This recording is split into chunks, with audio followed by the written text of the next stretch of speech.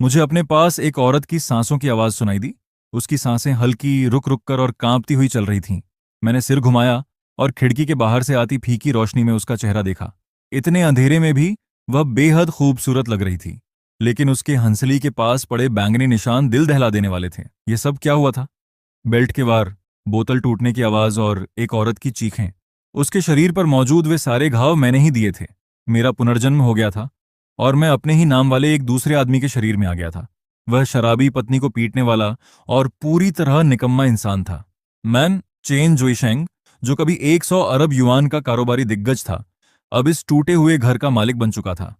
एक ऐसा सड़ा हुआ शराबी जो अपनी पत्नी को पीटता था। तुम जाग गए? क्या नींद नहीं आ रही? मैं तुम्हारे लिए थोड़ी चाय डाल देती हूँ। जरूरत नहीं है, तुम सो जाओ। मैंने अपनी आवाज को जितना हो सके उतना नरम रखा, लेकिन वह डरे हुए खरगोश की तरह सहम गई। नंगे पैरों से ठंडे सीमेंट के फर्श पर चलते हुए वह दरवाजे तक गई और अनजाने में पीछे मुड़कर देखने लगी। उसने मेरी तरफ नहीं, बल्कि कोने में सो रही अपनी बेटी चेन चेन की तरफ देखा। अपनी बेटी की ओर डाली गई उसकी उस नजर और उसकी आंखों में भरे भावों ने मेरे दिल को जैसे बेरहमी से जकड़ लिया। कारोबारी दुनिया में वर्षों की चालबाजियों ने मेरे दिल को पत्थर बना दिया था। पिछले जीवन में मैंने अरबों के सौदे किए थे, कई देशों के बड़े अधिकारियों से मिला था और न जाने कितनी ऐसी औरतों के साथ रहा था जो खुद मेरे पास चली आती थीं। मुझे लगता था कि मैं दुनिया का सब कुछ देख चुका हूं, लेकिन मैंने कभी ऐसी औरत नहीं देखी थी जिसे इतनी बेरहमी से पीटा गया हो। जागने के बाद उसने सबसे पहले इस बात का ध्यान रखा कि उसे पीटने वाला आदमी जाग न जाए, और दूसरी बात, उसने यह देखी कि उसकी बेटी ठीक से सो रही है या नहीं। मैं उठकर बैठ गया और अपनी कनपटियां मलने लगा। यादें लगातार मेरे दिमाग में उमड़ने लगीं। इस शरीर का पुराना मालिक जुआरी था। जब भी वह हारता अपनी पत्नी को पीटता था। चुप रहो, तुम्हारी हिम्मत कैसे हुई मेरी किस्मत खराब करने की? एक बार उसने शू मेंग को इतना पीटा कि वह 3 दिनों तक बिस्तर से उठ नहीं पाई। फिर भी उसे उठकर उसके लिए खाना बनाना पड़ा। वह खुद कोई काम नहीं करता था। पूरा परिवार बाजार में शू मेंग के फल का ठेला लगाने से चलता था।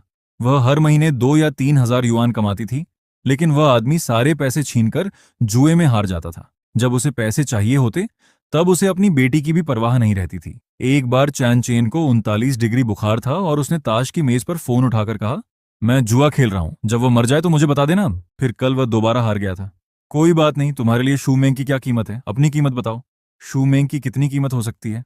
क्यों नहीं हो सकती? वह खूबसूरत है। यकीन नहीं होता? कल आकर खुद देख लेना, मैं तुम्हें दिखा दूंगा। आज वे लोग माल देखने आने वाले थे। मैंने आंखें बंद की और गहरी सांस ली। तभी शूमेंग चाय का कप लेकर आई। इसी दौरान चेन चेन नींद में बेचैनी से सिसकने लगी। मैंने मच्छरदानी उठाई और चाय का कप ले लिया। अंदर आ जाओ, वरना मच्छर घुसकर बच्ची को काटेंगे। शूमेंग ने अविश्वास से मेरी तरफ देखा। उसे यकीन ही नहीं हो रहा था कि जो आदमी हमेशा उसे पीटता और गालियां देता था, वह ऐसी बात कह सकता है। वह चेन चेन को सुलाने के लिए बिस्तर पर आ गई और मेरी तरफ पीठ करके लेट गई। उसका शरीर हल्का सा तना हुआ था। घृणा और क्रोध की तेज लहर मेरे सिर तक चढ़ गई। उसके बाद मेरे में उससे भी अधिक तीखा और असहनीय दर्द उठा। जब वे बटन खोल रही थी, मैंने उसका हाथ पकड़ लिया। शू मेंग। मैंने पहली बार गंभीरता से उसका नाम लेते हुए उसकी आंखों में देखा। मेरी बात ध्यान से सुनो। अब तुम्हें यह सब करने की कोई जरूरत नहीं है। उसका पूरा शरीर बुरी तरह कांप उठा। मितली और गुस्से की एक तेज लहर मेरे सिर तक चढ़ गई। उसके तुरंत बाद मेरे दिल में उससे भी अधिक प्रचंड और चुभता हुआ दर्द उठा।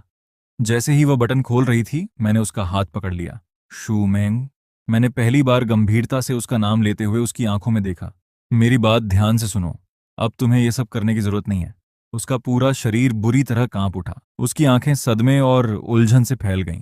उनमें एक ऐसी हल्की सी उम्मीद भी थी जिसे वह दिखाने की हिम्मत नहीं कर पा रही थी। सो जाओ, मैं तुम्हें और चेन चेन को एक अच्छी जिंदगी दूंगा। ये कहते समय मेरे दिमाग में आगे की योजना पूरी तरह साफ हो चुकी थी। जैसे ही सुबह हुई, मैं जाग गया। ये मेरी आदत नहीं थी, बल्कि सब कुछ तुरंत बदल देने की बेचैनी मेरे सीने में जल रही थी और मुझे सोने नहीं दे रही थी। शूमेंग बेहद हल्के कदमों से चेन चेन को नीचे उतार रही थी। मुझे जागा हुआ देखकर वह घबरा गई। माफ करना, मैंने उठकर बैठते हुए कहा। तुमने मुझे नहीं जगाया, मैं खुद ही जाग गया था। आज मैं चेन चेन को स्कूल छोड़ दूंगा और फिर तुम्हारे साथ ठेले पर चलूंगा। आजकल कारोबार अच्छा नहीं चल रहा है। मैं जानता था कि उसे लगा मैं फिर से पैसे मांगना चाहता हूं। डर अब उसकी आदत बन चुका था, लेकिन इस बार मैंने कोई सफाई नहीं दी। मैं उठकर रसोई में चला गया। फ्रिज में केवल कुछ अंडे और एक कटोरी बचा हुआ चावल था। उसकी खाली हालत देखकर दिल टूट रहा था। जब मैं सुनहरे और खुशबूदार अंडे वाले तले हुए चावल की 2 प्लेटें लेकर बाहर आया, तो शू मेंग और चेन चेन एक तरफ खड़ी मुझे ऐसे देख रही थीं जैसे कोई समझ से बाहर चमत्कार देख लिया हो। चेन चेन ने अपना छोटा सा चेहरा ऊपर उठाया और कहा, माँ पापा खाना बना सकते हैं। शू मेंग ने कोई जवाब नहीं दिया। वह केवल उलझे हुए भावों से मुझे देखती रही। बाजार शोर और अफरा तफरी से भरा था। मैं शू मेंग के फलों के ठेले के सामने खड़ा हल्का सा माथा सिकोड़ रहा था। ठेला बहुत साधारण था। उस पर केवल एक ही किस्म के सेब बेतरतीब ढंग से रखे थे और फटे हुए गत्ते पर टेढ़े मेढ़े अक्षरों में प्रति जिन 3.8 युआन लिखा था। बगल वाली सब्जी बेचने वाली चिल्लाई, अरे वाह, आज जोईशेंग मदद करने आया है। वह हर कुछ कदम पर पीछे मुड़कर देखते हुए चली गई। मैं नीचे बैठा, उन पतली लाल प्लास्टिक की थैलियों में से एक उठाई और हाथ में उसका वजन महसूस किया। फिर मैंने आसपास तेजी से गुजरती भीड़ को देखा, जो हर ठेले को नजरअंदाज कर रही थी। मांग को तुरंत भड़काने की एक योजना मेरे दिमाग में साफ हो गई। मैंने फेंके हुए डिब्बे से सख्त गत्ते का एक टुकड़ा उठाया, जमीन पर पड़ा मार्कर लिया और उस पर 2 बड़ी पंक्तियां लिख दी। इसके बाद मैंने बिना झिझके 3.8 युआन वाला बोर्ड फाड़ दिया और नया बोर्ड सबसे दिखाई देने वाली जगह पर रख दिया। बगल वाली आंटी झुककर उसे देखने लगी और हैरानी से चिल्लाई, एक थैला 20 युआन, जितना चाहो खुद भरो। चान जुइशेंग, क्या शराब पीकर तुम्हारा दिमाग खराब हो गया है? इस तरह तो तुम्हारे कपड़े तक बिक जाएंगे। मैं धीरे धीरे खड़ा हुआ और मुस्कुराकर उनकी तरफ देखा। दिन आंटी, हिसाब किताब केवल लागत के आधार पर नहीं किया जाता। मुझे सेब के इस एक थैले से मुनाफा नहीं चाहिए। मैं कम से कम समय में पूरा माल बेचकर नकदी का प्रवाह शुरू करना और इस ठप पड़े ठेले में दोबारा जान डालना चाहता हूँ। नए बोर्ड ने जल्दी ही अपना असर दिखाना शुरू कर दिया। एक अधेड़ आदमी पास आया। मालिक, क्या सच में 20 युआन में एक थैला मिलेगा और हम उसे खुद भर सकते हैं? सेब खट्टे तो नहीं है? मैंने सहजता से एक सेब उठाया, कुशलता से उसका एक टुकड़ा काटा और उसकी तरफ बढ़ा दिया। छक कर देखिए, मीठा है या नहीं ये आप खुद बताइए। उसने सेब छका, बिना कुछ कहे एक थैला उठाया और पागलों की तरह उसमें सेब भरने लगा। उसने थैला लगभग फाड़ ही दिया था। मैं हंसा और बोला, जब तक आप थैला उठा सकते हैं सारे सेब आपके हैं। यह वाक्य जैसे किसी बांध का दरवाजा खोल गया। चारों तरफ से भीड़ उमड़ पड़ी। 20 युआन कोई बड़ी रकम नहीं थी, लेकिन जितना चाहो खुद भरो, इन शब्दों ने इंसानी स्वभाव की सबसे मूल लालसा को तुरंत जगा दिया। बगल वाली आंटी की मुस्कान चेहरे पर ही जम गई। वह मुंह खोले की तरह सेब भरती भीड़ और तेजी से घटते सेबों के ढेर को देखती रही। उनका लोहे का बाट जमीन पर गिर गया और उन्हें पता तक नहीं चला। अपना काम खत्म करके शूमेंग चिंता में वापस आ रही थी। दूर से अपने ठेले को भीड़ में डूबा देखकर उसका चेहरा डर से सफेद पड़ गया। उसे लगा कि मैंने फिर कोई मुसीबत खड़ी कर दी। वे घबराकर भीड़ को धकेलती हुई अंदर आई, लेकिन सामने का नजारा देखकर स्तब्ध रह गई। उसने देखा कि मैं ठेले के पीछे स्थिर खड़ा था। न मैं किसी के सामने झुक रहा था, न गुस्सा कर रहा था। बस शांत रहकर पैसे ले रहा था और थैलियां दे रहा था, जबकि आसपास के लोग पागलों की तरह सेब लूटने में लगे थे। वे सेब जो पहले पूरे दिन में मुश्किल से बिकते थे, उसकी आंखों के सामने गायब होते जा रहे थे। जब उसने एक थैला 20 युआन, जितना चाहो खुद भरो वाला बोर्ड देखा, तो उसका चेहरा सफेद पड़ गया। क्या तुम पागल हो गए हो? 20 युआन में जितना चाहें उतना भरेंगे तो हमारा सब कुछ डूब जाएगा। उन्हें जितना भरना है भरने दो, फिर भी हमें मुनाफा होगा। देखो, उन्हें लग रहा है कि उन्हें बहुत बड़ा फायदा मिल रहा है, इसलिए वे खुद दौड़कर हमें पैसे दे रहे हैं। वह स्तब्ध होकर लोगों की लंबी कतार देखने लगी। हमने कितना बेच लिया? लगभग 500 युआन का। 500? उसकी आंखें फैल गईं और वह मुझे किसी अजनबी की तरह देखने लगी। सेब लगभग खत्म हो चुके थे, लेकिन पीछे अभी भी लंबी कतार थी। मैंने उससे पूछा, और माल मंगाए? कतार में खड़े लोग तुरंत चिल्लाए, मालिक जल्दी और माल मंगवाओ। शू मेंग ने फौरन फोन किया और मेरे निर्देश के अनुसार एक पूरा ट्रक सेब मंगवा लिया। लीड ट्रक चलाकर आया। ये नजारा देखकर वह हैरानी से जीभ छटकाने लगा। जब तक हमने हिसाब पूरा किया, ट्रक का अधिकांश माल बिक चुका था। लाओली उंगलियों पर हिसाब लगाते हुए हैरानी से बोला, हे भगवान, आज तुमने 1000 जिन से भी ज्यादा सेब बेच दिए होंगे। शू मेंग को यकीन नहीं हुआ। उसने पूछा, कुल बिक्री कितनी हुई? मैंने जवाब दिया, लगभग 4300 युआन। इतना पैसा कोई बड़ी बात नहीं है, लेकिन इस परिवार को दोबारा अपने पैरों पर खड़ा करने का यह पहला कदम है। शू मेंग स्तब्ध दिखाई दे रही थी। पहले वह पूरे महीने में भी मुश्किल से इतनी रकम कमा पाती थी। ठेला समेटने के बाद मैं उसे सामान खरीदने ले गया। मांस, मछली और पसलियां खरीदने में लगभग 300 युआन खर्च हो गए। शू मेंग के होंठ हिले, लेकिन उसने कुछ नहीं कहा। जानता था कि इतने खर्च से उसका दिल दुख रहा था, लेकिन आज हमें जश्न मनाना ही था। गली के मोड़ पर छोटी बच्ची ने मेरे दोनों हाथों में सामान देखा और खुशी से उछल पड़ी। पापा, क्या आज दावत होगी? हाँ, खट्टी मीठी मछली और मसालेदार पसलियां बनेंगी। मैं नीचे झुका और उसके छोटे से चेहरे को प्यार से सहलाया। वाह, मैं पापा से सबसे ज्यादा प्यार करती हूँ। वह खुशी से मेरे चारों ओर कूदने लगी। शू मेंग हमें देख रही थी और उसकी आंखों की कठोरता धीरे धीरे नरम हो रही थी। एक समय इस घर में केवल खामोशी और डर हुआ करता था। अब आखिरकार उसमें थोड़ी गर्माहट आ गई थी। हम तीनों बातें करते और हंसते हुए घर की ओर चल पड़े। चैन चैन लगातार चहकती रही और शूमेंग के चेहरे पर हल्की मुस्कान थी। पुनर्जन्म के बाद मैं ठीक यही दृश्य चाहता था। जब हम मोड़ वाली किराने की दुकान के पास पहुंचे तो चेन चैन ने अचानक मेरी कमीज खींची।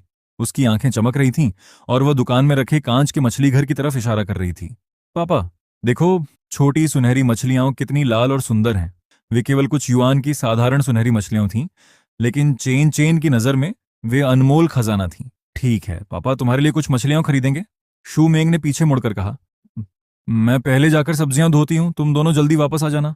वह सामान उठाकर लगभग 10 मीटर दूर मौजूद जर्जर इमारत की तरफ तेजी से चल पड़ी। मैं चेन चेन को गोद में लेकर किराने की दुकान पर सुनहरी मछलियां चुन रहा था। तभी मेरी नजर घर के दरवाजे के आसपास घूम रहे कुछ लोगों पर पड़ी। वे दरवाजा खोलने की कोशिश कर रही शूमेंग का रास्ता रोक रहे थे। मेरा दिल धक से रह गया। शूमेंग साफ तौर पर घबरा गई थी। उसने एक कदम पीछे लिया और सतर्कता से उन्हें देखने लगी। सुनहरे बालों वाला आदमी बदमाशी से मुस्कुराया और उसके पास झुक गया। भाभी, बस तुम्हें याद दिलाने आए हैं। तुम्हारा आदमी चेन जुइशेंग कल रात ताश में हार गया था। उसने कर्ज चुकाने के लिए तुम्हें हमारे हवाले कर दिया है। अब अपने भाइयों को थोड़ा मजा करने दो। शू मेंग का शरीर ढीला पड़ गया। उसके हाथों से सारा सामान जमीन पर गिर गया। उसका चेहरा राख जैसा हो गया, मानो शरीर की सारी ताकत खत्म हो गई हो। मैं तेजी से उनकी ओर दौड़ा। शू मेंग गिरोह की तरफ पीठ कर चुकी थी और उसी दिशा में देख रही थी जहां से मैं आ रहा था। उसके चेहरे का सारा रंग उड़ चुका था और आंसू बिना आवाज के लगातार बह रहे थे। उसकी आंखें, वह मुझे देख रही थी। मैं अपनी बेटी और सुनहरी मछलियों का कटोरा लिए एक अच्छे पिता की तरह उसकी तरफ बढ़ रहा था। उसके होंठ कांपने लगे जैसे वह कुछ कहना चाहती हो। फिर मुझे उसकी आवाज सुनाई दी। चैन जुइशेंग, तुमने पूरी रात और पूरा दिन यह अच्छा बनने का नाटक केवल इसलिए किया ताकि मैं खुद चलकर तुम्हारे इस जाल में फंस जाऊं। वह तेजी से झुकी, जमीन पर बिखरी अभी खरीदी हुई सब्जियां उठाईं और पूरी ताकत से मेरी तरफ फेंक दी। मैं तुमसे नफरत करती हूँ। मुझे तलाक चाहिए। सब्जियां मुझसे टकराकर जमीन पर बिखर गईं। चेन चेन डर गई और जोर जोर से रोने लगी। माँ, पापा को मत मारो। मेरे कुछ कहने से पहले ही शूमेंग मुड़कर घर की तरफ भागी, लेकिन वह अंदर नहीं पहुंच पाई। ट्रायड नाम के आदमी ने उसकी कलाई पकड़ ली। भाभी, इतनी जल्दी जाने की क्या जरूरत है? वह मुस्कुराते हुए अपना हाथ उसकी बांह पर ऊपर की ओर फेरने लगा। तुम्हारे आदमी ने सब कुछ लिख कर दिया है। आज रात तुम हमारे साथ चलोगी? मैंने देखा कि शूमेंग पूरी तरह जम गई थी। उसके चेहरे पर पहले से भी गहरा डर उभर आया। उसी पल मेरे अंदर कुछ फट पड़ा। उसे छोड़ दो। मेरी आवाज अचानक बर्फ जैसी ठंडी हो गई। कारोबारी दुनिया में 10 वर्षों तक संघर्ष करके तराशी गई ऐसी आवाज का इन गुंडों ने पहले कभी सामना नहीं किया था। मैंने ट्रायड के चेहरे पर जोरदार थप्पड़ मारा। वह कुछ कदम पीछे लड़खड़ा गया और उसके होंठ के कोने से खून बहने लगा। वह स्तब्ध होकर अपना चेहरा पकड़ने लगा। बाकी सब भी जम गए। फिर वह दोबारा मुक्के चलाता हुआ मेरी तरफ झपटा। मैं एक कदम किनारे हुआ, उसका वार बचाया और उसके पेट पर जोरदार लात मारी। वह चीखते हुए पीछे उड़ गया और जमीन पर दर्द से तड़पने लगा। बाकी तीनों गालियां देते हुए मेरी तरफ दौड़े। मैं तेजी से आगे बढ़ा। फेंकना, जोड़ मोड़ना और घुटने से वार करना, पिछले जीवन में सीखी हर युद्ध कला मैंने इस्तेमाल की। मेरा हर वार सही जगह लगा। 1 मिनट से भी कम समय में चारों जमीन पर पड़े थे। मेरे पीछे चेन चेन अपनी छोटी मुट्ठी ऊपर उठाकर चिल्लाई, पापा, बुरे लोगों को मारो। वाह! शूमेंग ने कोई आवाज नहीं निकाली। मैं ट्रायड के पास गया, उसके सीने पर पैर रखा और नीचे देखते हुए कहा, ध्यान से सुनो, मैंने जुआ छोड़ दिया है। पुराने सारे हिसाब खत्म हो चुके हैं। फिर कभी मेरे परिवार के पास आए तो जब भी तुम्हें देखूंगा तुम्हें पीटूंगा, समझे? उसने फिर भी अकड़ दिखाने की कोशिश की। तुमने पैसे लिए हैं और वापस नहीं दे रहे, हम पुलिस बुलाएंगे। मैं हंसा। पुलिस बुलाओगे? क्या तुम्हें पता है कि बड़े पैमाने पर जुआ चलाने की सजा क्या होती है? क्या मैं तुम्हें बताऊं? मेरे फोन में सबूत मौजूद हैं। क्या तुम्हारी तरफ से मैं ही फोन कर दूं? उनके चेहरे तुरंत सफेद पड़ गए। माफ कर दीजिए भाई चेन, हमसे गलती हो गई, हम अभी चले जाते हैं। रुको, मैंने उन्हें वापस बुलाया। फिर अब भी कांप रही शूमेंग की तरफ देखकर कहा, मेरी पत्नी से माफी मांगो। उन लोगों के चेहरे उतर गए, लेकिन उन्होंने सिर झुका दिया। माफ कर दीजिए भाभी, अब यहां से निकलो। मैंने ट्रायड को ठोकर मारकर एक तरफ किया। वे घबराकर वहां से भाग गए। चारों तरफ खामोशी छा गई। मैं शूमेंग की तरफ मुड़ा। उसका चेहरा आंसुओं से भीगा था और शरीर अब भी कांप रहा था। उसकी आंखों में डर, संदेह और गहरा दर्द था। मेरे दिल में सुई चुभने जैसा दर्द उठा। मैं उसके पास गया, उसकी आंखों में देखा और एक एक शब्द पर जोर देते हुए गंभीरता से कहा, शू मैंग, पुराना चैन जुइशेंग एक घटिया इंसान था। उसने जो किया है उसके लिए 10,000 बार मरना भी कम होगा। मैं तुमसे ये उम्मीद नहीं करता कि तुम मुझे तुरंत माफ कर दोगी। बस मुझे एक और मौका दे दो। मैं अपनी जान की कसम खाता हूं, आज के बाद अगर मैंने तुम्हें और चेन चेन को जरा सा भी दुख पहुंचने दिया तो मेरी मौत बेहद भयानक हो। शू मैंग मुझे देखती रही और उसकी आंखों से बड़े बड़े आंसू बहते रहे। उसके होंठ हिले। आखिरकार वह रोते हुए चिल्लाई, चैन जोइशेंग, तुम कमीने हो, मैं दोबारा तुम पर विश्वास नहीं करूंगी। ये कहने के बाद वह चेन चेन को खींचकर घर के अंदर ले गई और जोर से दरवाजा बंद कर दिया। लेकिन उसने दोबारा तलाक की बात नहीं की। मेरे लिए इतना ही काफी था। मैं रसोई में गया और कुछ ही देर में खट्टी मीठी मछली और मसालेदार पसलियों की खुशबू पूरे घर में फैल गई। मैं खाने की प्लेटें लेकर शयन कक्ष के दरवाजे तक गया और दस्तक दी। खाना तैयार है। गुस्से में रहकर बच्ची को भूखा मत रखो, मैं बैठक में सो जाऊंगा। मैंने थाली नीचे रखी और मुड़कर जाने लगा। अंदर से चेन चैन की हल्की सी आवाज आई, माँ, कितनी अच्छी खुशबू आ रही है। थोड़ी देर बाद मुझे कटोरियों और खाने की छड़ियों की हल्की आवाज सुनाई दी। मैं सख्त सोफे पर लेटकर छत को देखने लगा। रास्ता लंबा था, लेकिन मंजिल की दिशा मुझे पहले कभी इतनी साफ दिखाई नहीं दी थी। मुझे उनकी रक्षा करनी थी और इस परिवार को सच में दोबारा खुशहाल बनाना था। शयनकक्ष का दरवाजा थोड़ा सा खुला। मैंने आंखें बंद कर लीं और सोने का नाटक करने लगा। कुछ सेकंड बाद दरवाजा धीरे से फिर बंद हो गया, लेकिन इस बार उसमें कुंडी नहीं लगी थी। मेरे होंठों पर हल्की मुस्कान आ गई। अगले कुछ दिनों तक मैं रोज शू मेंग के साथ ठेले पर गया। एक थैला 20 युआन, जितना चाहो खुद भरो, बाजार की पहचान बन गया। हर दिन 1000 जिनसे ज्यादा सेब लगातार बिकने लगे। एक सप्ताह से भी कम समय में शू मेंग के खाते में 10,000 युआन बढ़ गए। रात को उसे अक्सर नींद नहीं आती थी। कुछ दिनों बाद बिक्री कम होने लगी। तब मेरे दिमाग में एक नया विचार आया। मैंने चेरी और ब्लूबेरी लाने का सुझाव दिया। उसने माथा सिकोड़कर कहा कि वह पहले भी इन्हें बेचने की कोशिश कर चुकी थी, लेकिन वे नहीं बिके। मगर इस बार तरीका अलग था। मैंने ठेले को 2 स्तरों में बांट दिया। नीचे वाले स्तर पर सेब और आड़ू 15 युआन प्रति जिन थे। ऊपर वाले स्तर पर चेरी और ब्लूबेरी 25 युआन प्रति जिन थीं। ग्राहक अपनी पसंद से कुछ भी चुन सकते थे। सारे फलों को धोकर काटकर डिब्बों में रखा गया था। केवल 1 युआन और देकर जितना चाहें दही ले सकते थे। 1 और युआन देने पर 1 जिन सेब भी मिलते थे। नया ठेला साफ सुथरा और व्यवस्थित था, इसलिए गंदे और बेतरतीब बाजार में वह अलग ही दिखाई दे रहा था। उस दिन की कुल बिक्री 3000 युआन से अधिक हुई। मुझे सबसे अधिक खुशी इस बात की थी कि नीचे वाले सस्ते फलों की तुलना में ऊपर वाले महंगे फल ज्यादा बिके। ठेला बंद करते समय शू मेंग खुद को रोक नहीं पाई और मुझसे इसका कारण पूछ लिया। मैंने उसकी तरफ देखकर मुस्कुराते हुए कहा, क्योंकि महंगे फलों से उन्हें लगता है कि उन्हें और भी बड़ा फायदा मिल रहा है। केवल 10 युआन अधिक देकर वे महंगे फलों में से अपनी पसंद की कोई भी चीज ले सकते हैं। आखिर कौन लालच में नहीं आएगा? कारोबार का मतलब लोगों के दिमाग को समझकर चलना है। उसने मुझे डांटते हुए कहा, तुम हमेशा इतनी चालाकी करते हो। लेकिन उसके होंठों के कोने अपने आप ऊपर उठ गए। उस सप्ताह हमने फिर 10,000 युआन कमाए। मुझे देखने वाली उसकी आंखों में धीरे धीरे फिर से रोशनी लौटने लगी। उस दिन चेन चेन को स्कूल से लेने जाते समय हमने दरवाजे पर अच्छे सूट में खड़े एक आदमी को देखा। वह शू मेंग का बड़ा भाई शू हाई था। भैया! शू मेंग खुशी से उसके पास दौड़ी। शू हाई ने मुश्किल से उसकी तरफ देखा, फिर उसकी चाकू जैसी तेज नजर मेरी तरफ घूमी। जुईशेंग, मेरे साथ सिगरेट का एक पैकेट खरीदने चलो। मैं समझ गया कि वही मुझसे अकेले बात करना चाहता था। वाहन खड़े करने वाली जगह पर पहुंचकर उसने एक BMW की तरफ इशारा किया। इस गाड़ी की कीमत 2 लाख युआन से अधिक है। कैसी लगी? बुरी नहीं है। उसने एक बैंक कार्ड निकाला और मेरे हाथ पर पटक दिया। इसमें 2 लाख युआन है। गाड़ी भी तुम्हारी होगी। कल शू मेंग को तलाक दे देना। बच्ची उसके साथ रहेगी। गाड़ी और पैसे तुम रख लेना। इसके बाद हमारे बीच सब खत्म। शू हाई की बात सुनकर मैंने सिर हिला दिया।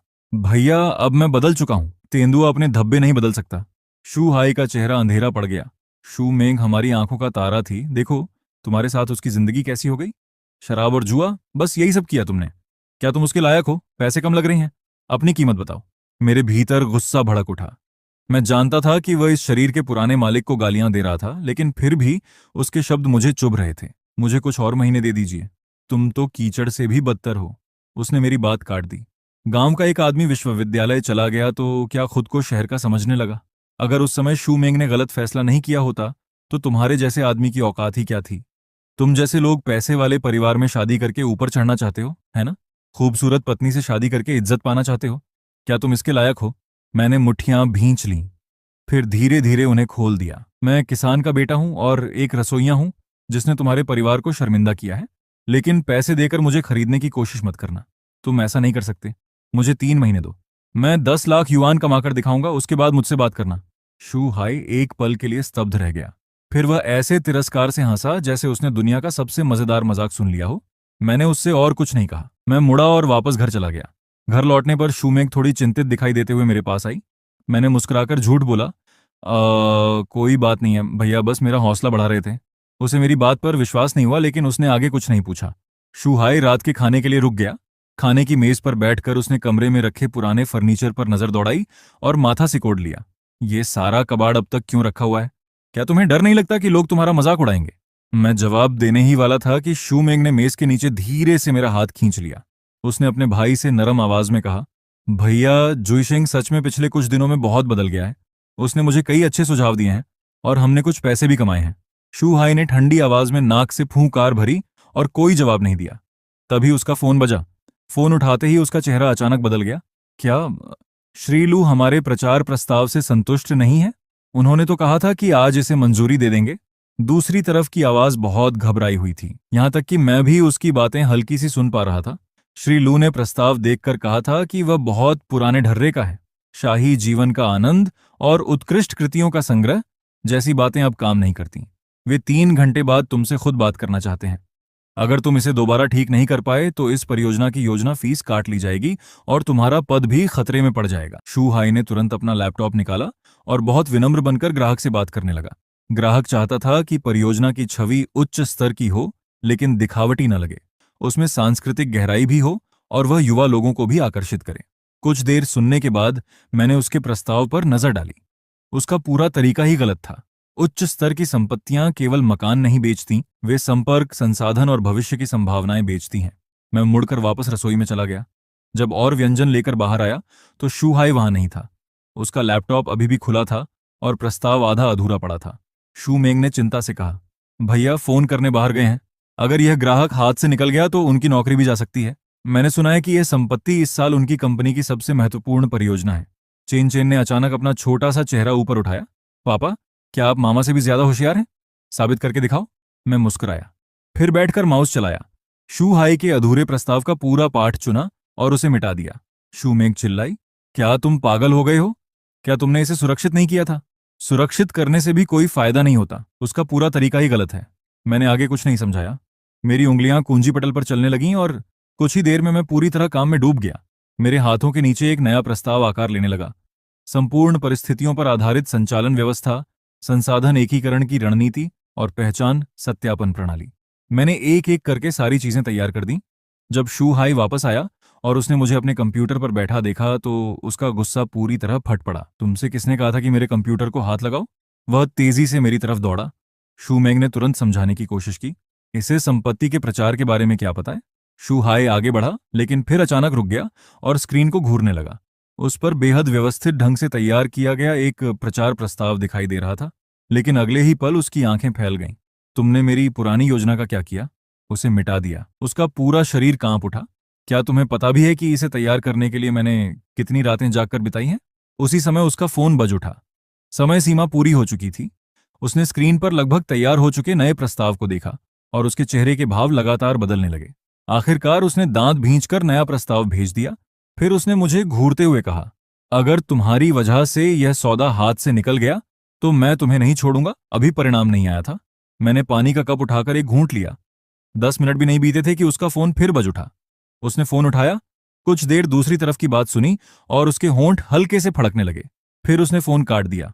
संगीत। उसने उलझे हुए भावों से मेरी तरफ देखा, अपना कंप्यूटर उठाया और बाहर की ओर चल पड़ा। मैं कंपनी जा रहा हूं, वापस आकर तुमसे निपटूंगा। मैं हल्का सा मुस्कुराया। मुझे पता था कि अब उसका सामना किस चीज से होने वाला है। उस प्रस्ताव में लिखी अवधारणाएं उसके स्तर के व्यक्ति की समझ से कहीं आगे थीं। जैसा मैंने सोचा था। कुछ ही देर बाद मेरा फोन बज उठा। फोन शू हाई का था। दूसरी तरफ उसकी आवाज में थोड़ी झिझक थी। चेन जोइशिंग, क्या तुम अभी मेरी कंपनी आ सकते हो? श्री लियू उस व्यक्ति से मिलने पर अड़े हैं जिसने ये प्रस्ताव लिखा है। मुझे पता भेज दो, मैं तुम्हें लेने के लिए चालक भेज देता हूं। कंपनी पहुंचकर मैंने सहायक के हाथ में मौजूद प्रस्ताव को संचालन वाले पन्ने पर पलट दिया। यह मेरी बनाई हुई पहचान सत्यापन प्रणाली है।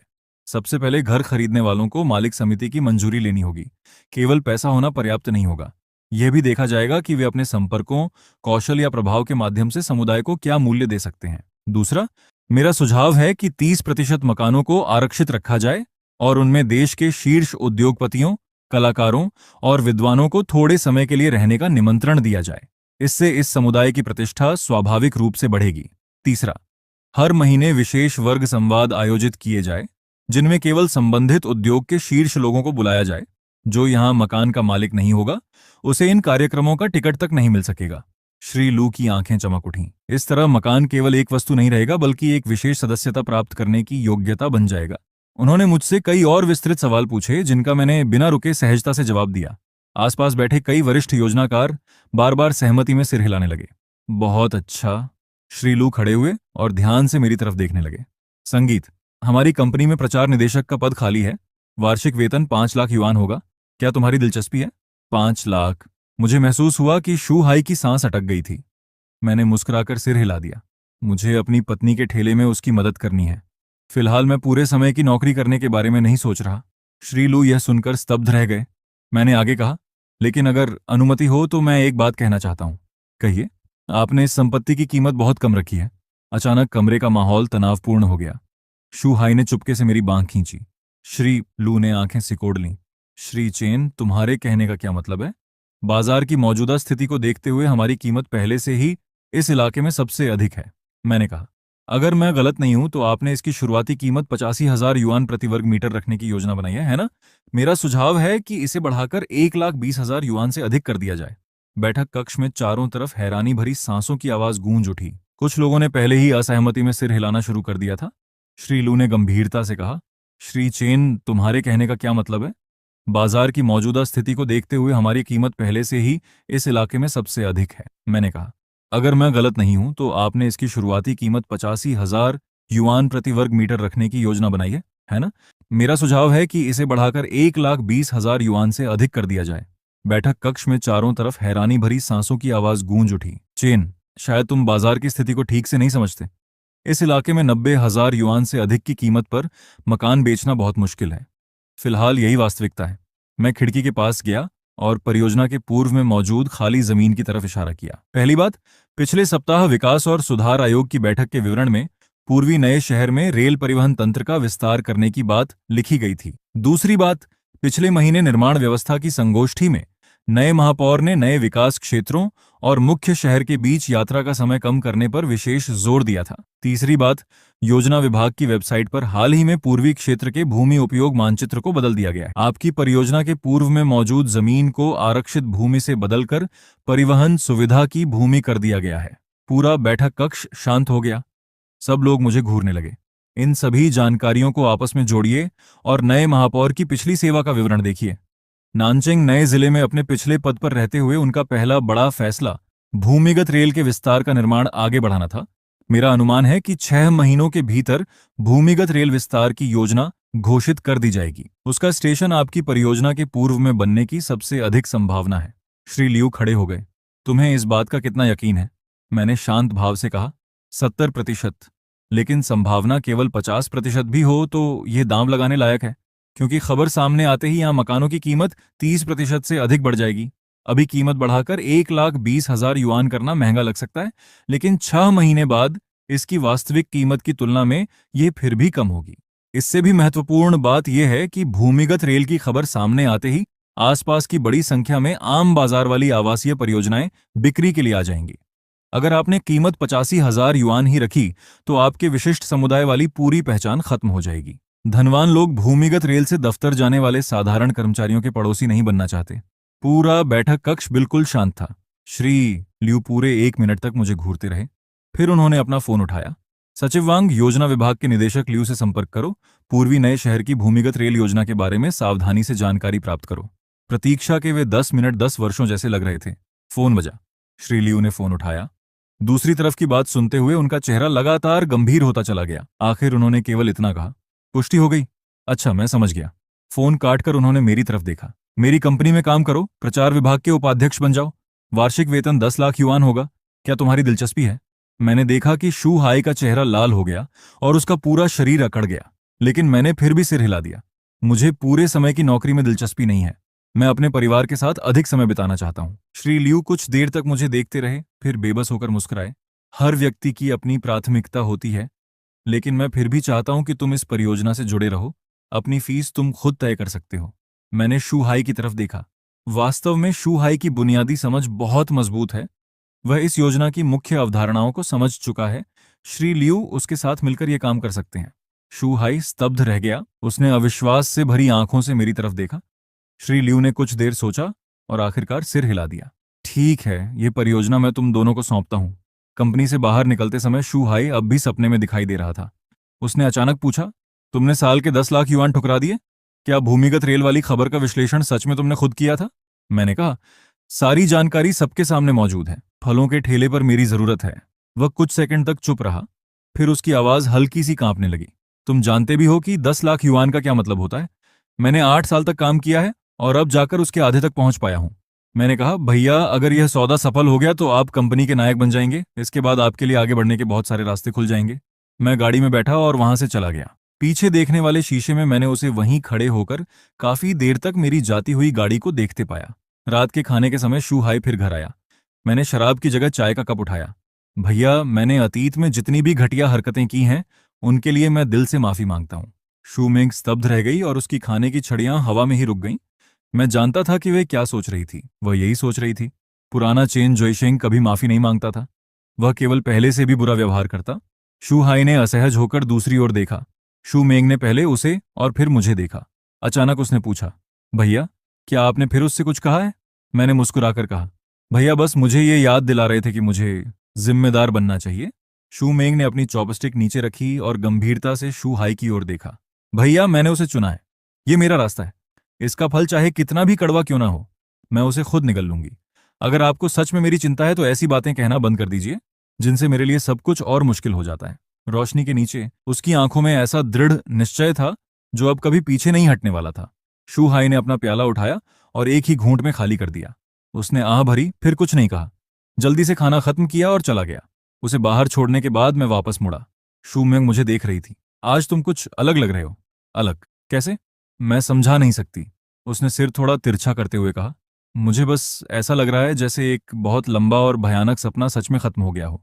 देर रात मैंने हमेशा की तरह बैठक के कमरे में सोफा तैयार किया। शू मिंग अपना कंबल लेकर शयनकक्ष से बाहर आई। वह दरवाजे पर रुकी और पीछे मुड़कर मेरी ओर देखा। क्या तुम्हें सोफे पर सोना आरामदायक लगता है? उसने होंठ काटते हुए मुस्कुराकर पूछा, फिर मुड़कर वापस कमरे में चली गई।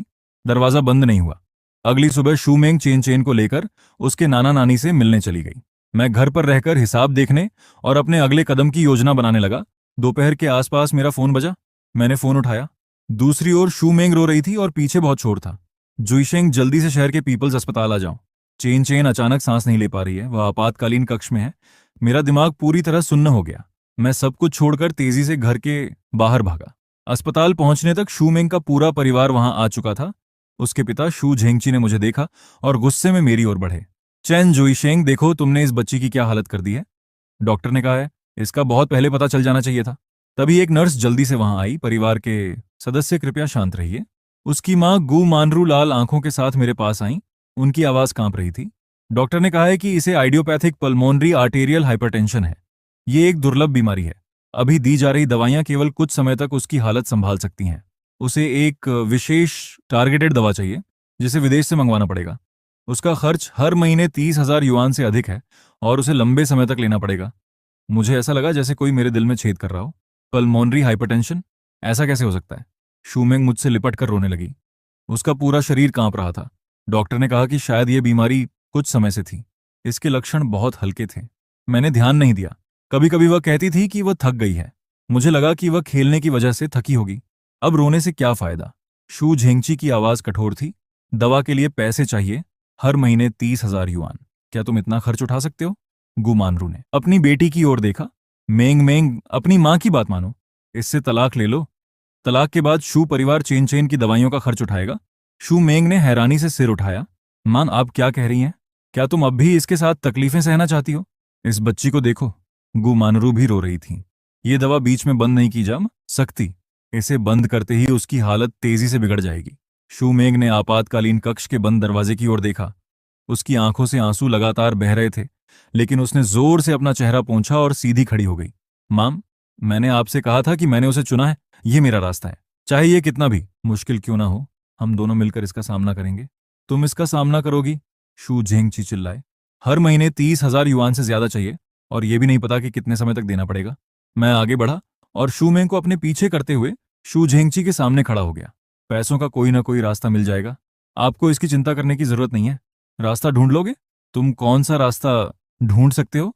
शू हाई भी खुद को बोलने से नहीं रोक पाया। श्री लू ने तुम्हें साल के 10 लाख युआन देने की पेशकश की थी और तुमने उसे भी ठुकरा दिया। मेरे पास अपने तरीके हैं। मैंने उसकी बात बीच में काट दी। चेन चेन हमारी बेटी है, हम उसकी पूरी जिम्मेदारी उठाएंगे।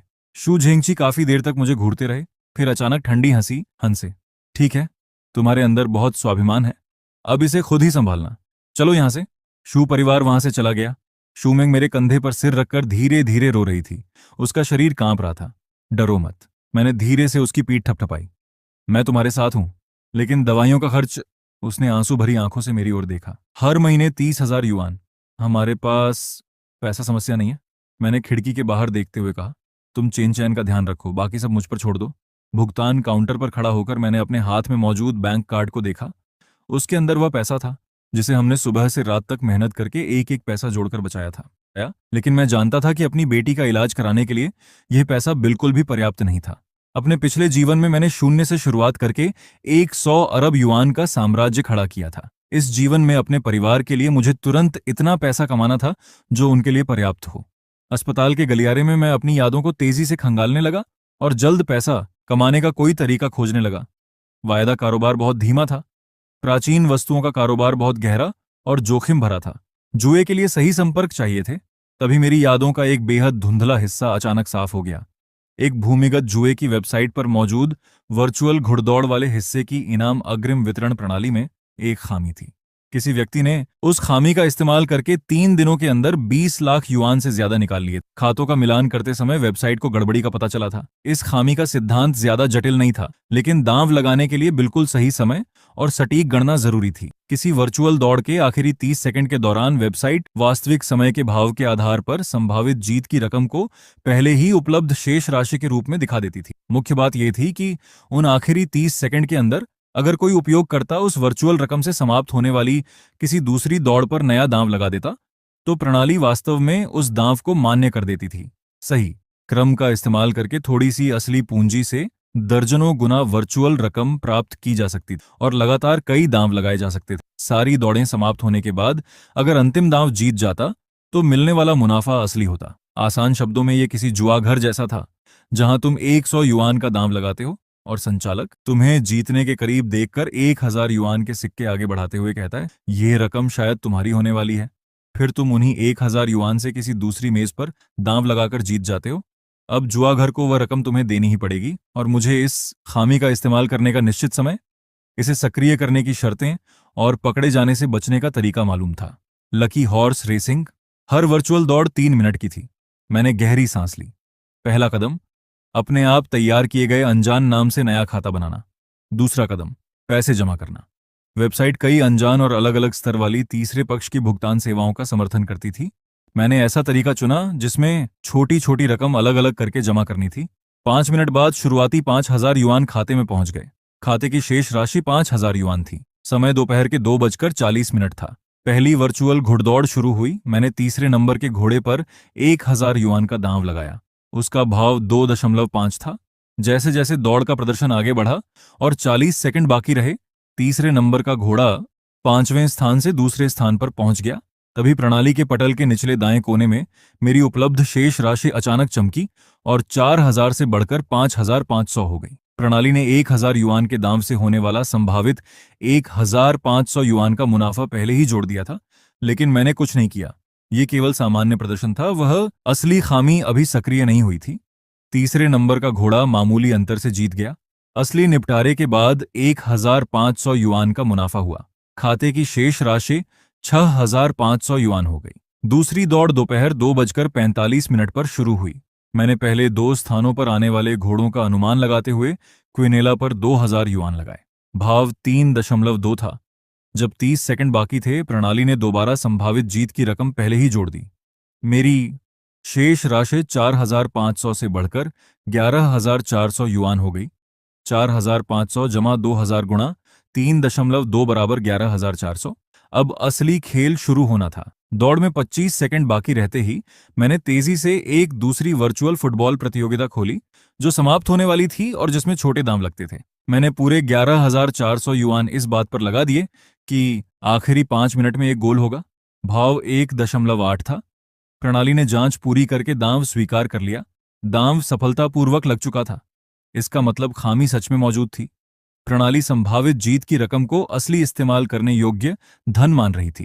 मेरे दिल की धड़कन तेज होने लगी। घुड़दौड़ समाप्त हुई और क्विनेला जीत गया। मुनाफा 4,405 युआन हुआ। फुटबॉल प्रतियोगिता भी समाप्त हुई। 89वें मिनट में एक वर्चुअल खिलाड़ी ने लंबी दूरी से गोल कर दिया। उससे 20,520 युआन मिले। खाते की शेष राशि तुरंत 26,925 युआन हो गई। शुरुआती 5,000 युआन में से 3,000 युआन के असली दांव घटाकर फिर 4,405 और 20,520 जोड़ने पर कुल 26,925 युआन बने। 10 मिनट से भी कम समय में 5,000 युआन लगभग 27,000 हो गए। लेकिन मैं रुका नहीं। मैं जानता था कि इस खामी का लगातार इस्तेमाल किया जा सकता है। हर दौड़ के आखिरी 30 सेकंड का सही समय पकड़कर वर्चुअल पूंजी को तेजी से कई गुना बढ़ाया जा सकता था। दांव हार भी जाता तो केवल वर्चुअल मूलधन ही जाता। तीसरा दौर, फिर चौथा दौर। मेरे हाथ कीबोर्ड और माउस पर तेजी से चल रहे थे और मेरी आंखें एक साथ 3 अलग अलग उलटी गिनतियों पर टिकी थीं। हर कदम एक एक सेकंड के हिसाब से सटीक होना जरूरी था। दोपहर 3:21 पर मैंने अंतिम दौर की प्रक्रिया पूरी कर ली। पर्दे पर दिखाई दे रही खाते की अंतिम शेष राशि 7,26,800 युआन थी। मैंने केवल 5,000 युआन से 1 घंटे में 140 गुना से भी ज्यादा मुनाफा कमाया था। मैं कुर्सी पर पीछे झुक गया और पर्दे पर दिखाई दे रही रकम को घूरने लगा। मेरी हथेलियों पर पसीना था। मैंने पैसे निकालने का विकल्प दबाया। वेबसाइट पर संदेश आया, बड़ी रकम निकालने के लिए कर्मचारी द्वारा जांच आवश्यक है। रकम 2 घंटे के अंदर पहुंच जाएगी। मैंने इंटरनेट पर खोजे गए सारे पन्नों का इतिहास मिटाया और कंप्यूटर बंद करके वहां से निकल गया। इंटरनेट कैफे से बाहर आते ही सूरज की रोशनी थोड़ी तेज लगी। मैंने आंखों के सामने हाथ रखा और गहरी सांस ली। 7,26,000 युआन भी चेन चेन की बीमारी के लिए मुश्किल से पर्याप्त थे। उसे पूरी तरह ठीक कराने के लिए और ज्यादा पैसे चाहिए थे। लेकिन मैं जानता था कि जल्द ही कोई व्यक्ति खुद मुझे पैसे देने आने वाला था। अस्पताल के कमरे का दरवाजा खोलते ही मुझे नर्स की ठंडी आवाज सुनाई दी। मिस शू, प्रणाली में केवल 5,000 युआन जमा दिखाई दे रहे हैं। पूरी रकम आज ही जमा करनी होगी, नहीं तो जांच और दवाइयां शुरू नहीं की जा सकती। शू मेंग लगभग रोने लगी। ऐसा नहीं हो सकता। मेरे पति 1 घंटे पहले ही 10,000 युआन जमा करने गए थे। उसने मुझे अंदर आते देखा तो उसकी आवाज गले में अटक गई। पैसे कहाँ हैं? वे 10,000 युआन। मैंने केवल 5,000 युआन जमा किए हैं, मैंने उसकी आंखों में देखते हुए कहा। बाकी 5,000 युआन मैंने घोड़ों पर दांव लगाने में इस्तेमाल कर दिए। घोड़ों पर दांव लगाया? शू मेंग के चेहरे के भाव पूरी तरह टूट गए। वह ऐसे लड़खड़ाई जैसे उसके शरीर की सारी ताकत खत्म हो गई हो। चैन जुईशेंग, वह चैन चैन की जान बचाने का पैसा था, तुमने उसे जुए में लगा दिया। वह मुझ पर टूट पड़ी और दिल दहला देने वाली आवाज में रोते हुए अपनी मुट्ठियों से मेरी छाती पीटने लगी। क्या तुम इंसान भी हो? तुमने जो वादे किए थे उनका क्या हुआ? पास खड़ी नर्स ने मन ही मन सिर हिलाया और उसकी आंखें तिरस्कार से भर गईं। मैंने शू मेंग की कलाइयां पकड़ी और धीमी आवाज में कहा, पहले शांति से मेरी बात सुनो। मैंने उन 5,000 युआन से जीत हासिल की है। पैसे निकाले जा रहे हैं और 2 घंटे के अंदर आ जाएंगे। चेन चेन के इलाज का खर्च फिलहाल हल हो गया है। वह रुक गई और पूरी तरह निराश आंखों से मेरी ओर देखने लगी। तुम फिर से झूठ बोल रहे हो। तुमने दोबारा झूठ बोलना शुरू कर दिया है ना? उसने कांपती उंगली से मेरी ओर इशारा किया। तुम जानते हो कि मुझे तुम्हारा जुआ खेलना सबसे ज्यादा नापसंद है। और तुम्हारे किए हुए वादे? मैं उस समय चुप रहा। मैं जो भी कहता वह केवल एक बहाना ही लगता। बस 2 घंटे तक मेरा इंतजार करो। मैंने उसकी कलाइयां छोड़ दी और बिस्तर पर लेटी अपनी पीले चेहरे वाली बेटी को देखा। 2 घंटे बाद मैं पैसे लेकर वापस आऊंगा। मेरे पीछे शू मेंग के दबे हुए और निराशा से भरे सिसकने की आवाज आ रही थी। जब मैं कुछ गर्म कांजी लेकर वापस आया तो शू मेंग बिस्तर के पास सिर रखकर लेटी थी। ऐसा लग रहा था कि वह बहाना ही लगता। बस 2 घंटे तक मेरा इंतजार करो। मैंने उसकी कलाइयां छोड़ दी और बिस्तर पर लेटी अपनी पीले चेहरे वाली बेटी को देखा। 2 घंटे बाद मैं पैसे लेकर वापस आऊंगा। मेरे पीछे शू मेंग के दबे हुए और निराशा से भरे सिसकने की आवाज आ रही थी। जब मैं कुछ गर्म कांजी लेकर वापस आया तो शू मेंग बिस्तर के पास सिर रखकर लेटी थी। ऐसा लग रहा था कि वह सो गई है, लेकिन उसके कांपते कंधों ने सच बता दिया। चेन चेन जाग रही थी और उसके छोटे से शरीर में कई नलियां लगी थीं। मुझे देखकर उसने कमजोर सी मुस्कान लाने की कोशिश की।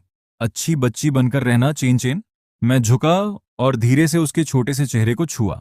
पापा जरूर इस बीमारी को हरा देंगे और तुम्हें सबसे अच्छे मनोरंजन उद्यान में लेकर जाएंगे। वहां तुम्हें बादलों से भी बड़ी रुई की मिठाई दिलाऊंगा।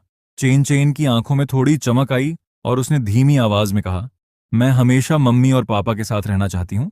शू मेंग ने सिर उठाया। उसकी आंखें रोने से लाल और सूजी हुई थीं।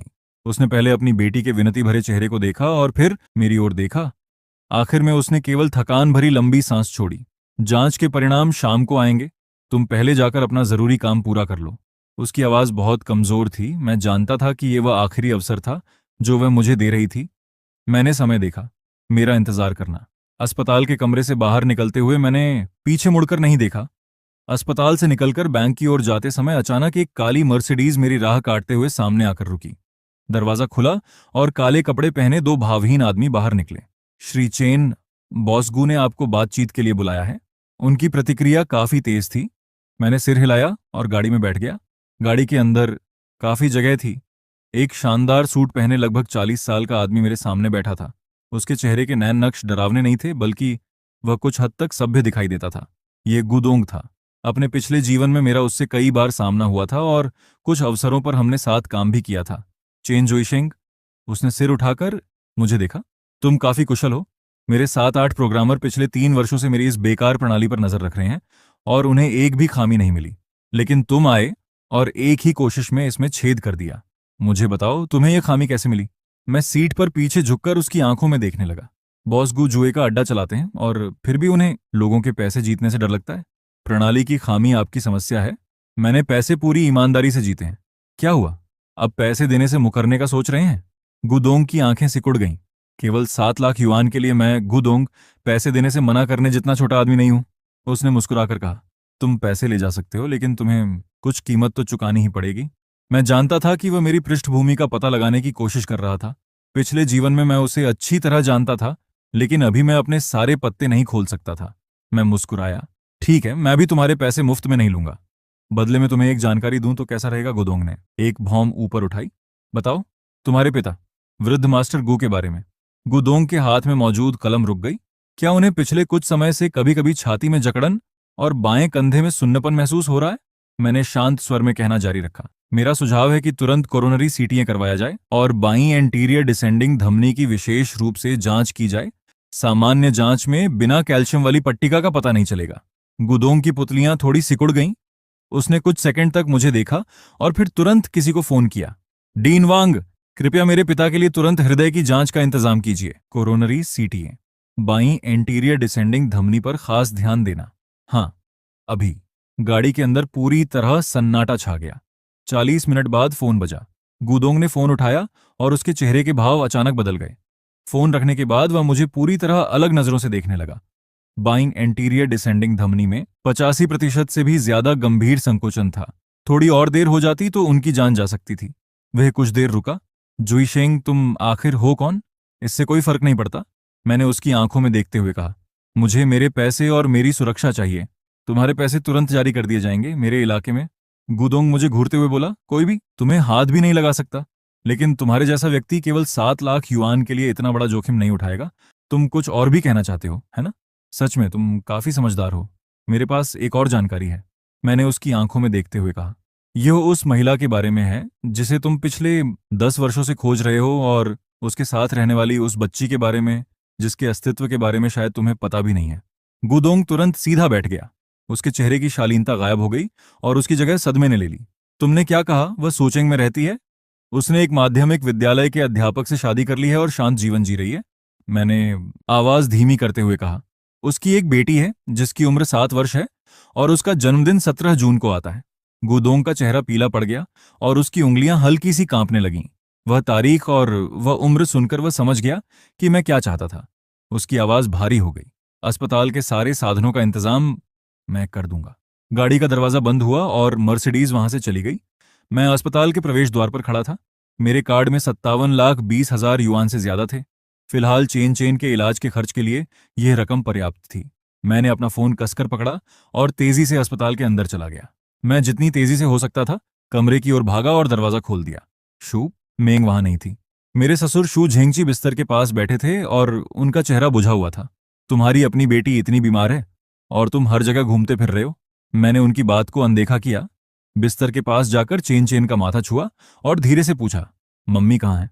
कुछ जरूरी काम करने बाहर गई है, मुझे इसका ध्यान रखने के लिए कह गई।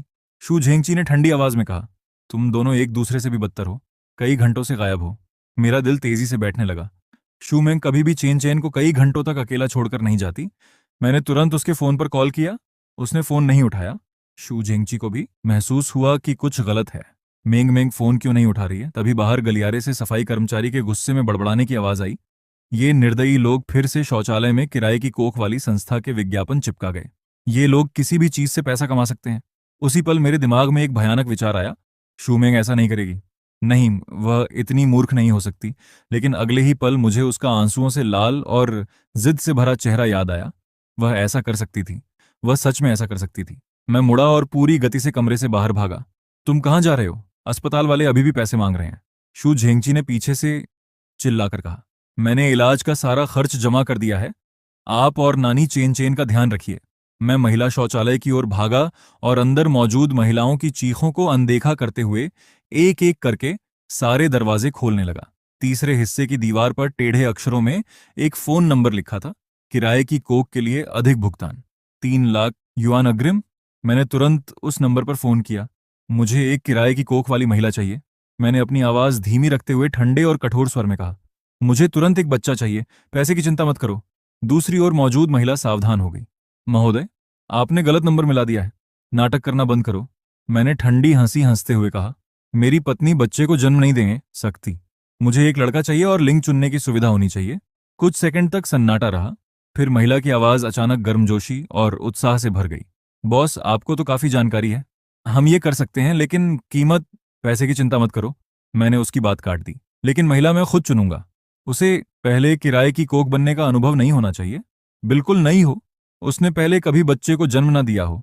जवान और स्वस्थ हो, साथ ही उसके जीन अच्छे हों। अभी ऐसी कोई महिला तैयार नहीं है। महिला ने माफी मांगते हुए कहा। बॉस, सच में हमारे पास अभी कोई उपलब्ध नहीं है। मुझसे झूठ मत बोलो। मैंने अपनी आवाज ऊंची की। तुम्हारे पास एक नई महिला है जो आज ही प्रारंभिक जांच के लिए आई है। क्या उसने अनुबंध पर हस्ताक्षर कर दिए हैं?